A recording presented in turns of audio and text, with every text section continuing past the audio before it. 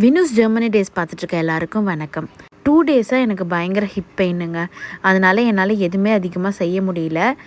So நான் வந்து கடைக்கு போயிருந்தப்போ எனக்கு இந்த தோசா மிக்ஸ் பார்த்தேன், instant dosa mix. So try பண்ணி பார்க்கலான்ட்டு நான் வாங்கிட்டு வந்தேன்.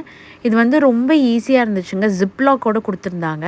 நம்ம வேணுங்கிற அளவுக்கு அந்த மாவு, அதாவது அரிசி மாவு மாதிரி இருக்குது, அது போட்டுட்டு போதுங்கிற அளவுக்கு போட்டுட்டு நம்ம மறுபடியும் வந்து ஜிப் லாக் பண்ணி வச்சிடலாம். ரொம்ப நல்லா இருந்துச்சு இந்த ஐடியா. அதுக்கப்புறம் அது கூட வந்து நம்ம வெதுவெதுப்பான தண்ணி வந்து ஊற்றிட்டு நல்லா மிக்ஸ் பண்ணிக்கணும். லம்ப் இல்லாமல் மிக்ஸ் பண்ணிவிட்டு ஒரு 45 மினிட்ஸ்லேருந்து 1 ஹவர் வரைக்கும் நம்ம அப்படியே மூடி வச்சிடணும்.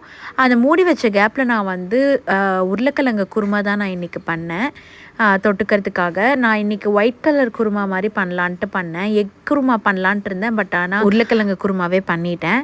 அப்புறம் வந்து இட்லி செய்யலாம் இந்த மாவில், ட்ரை பண்ணி பார்க்கலாம் அப்படிங்கிறதுக்காக நான் இட்லி செய்யறதுக்காக ரெடி பண்ணிட்டேன். ஆக்சுவலி அந்த மாவு மிக்ஸ் பண்ணும்போதே நல்லா அந்த வாசனை, உளுந்து வாசனை ரொம்ப நல்லா இருந்துச்சு. நான் வந்துட்டு இவ்வளோ நல்லா இருக்கும்னு நான் எக்ஸ்பெக்ட் பண்ணவே இல்லை. இட்லி ஊற்றி வச்சுட்டு எனக்கு எப்படா வருங்கிறது தான் நான் யோசிச்சுட்டு இருந்தேன். ஏன்னா நம்ம வீட்டில் ஆட்டினாலே மாவு ஒழுங்காக இட்லி வராது நம்மளுக்கு, இதில் எப்படா வரப்போகுதுன்னு நினச்சிட்டே இருந்தேன். நான் மோஸ்ட்லி இட்லி ப்ரிஃபர் பண்ணவே மாட்டேன், ஏன்னா எனக்கு இட்லி அவ்வளோவா வராது. ஆனால் நான் இன்றைக்கி இந்த மாவில் ட்ரை பண்ணலாமேன்னு ட்ரை பண்ணேன். சும்மா சொல்லக்கூடாதுங்க, பயங்கர சாஃப்டாக இருந்துச்சு இட்லி எடுக்கும் போதே நல்லா தெரிஞ்சிச்சு. பயங்கர சாஃப்டாக இருந்தது, பார்க்குறதுக்கும் நல்லா டெக்ஸ்டர் சூப்பராக இருந்துச்சு. அது கூட நான் வந்து குருமா வச்சு சாப்பிட்டுட்டு இன்றைக்கி எங்களோட டின்னர் முடிச்சாச்சுங்க.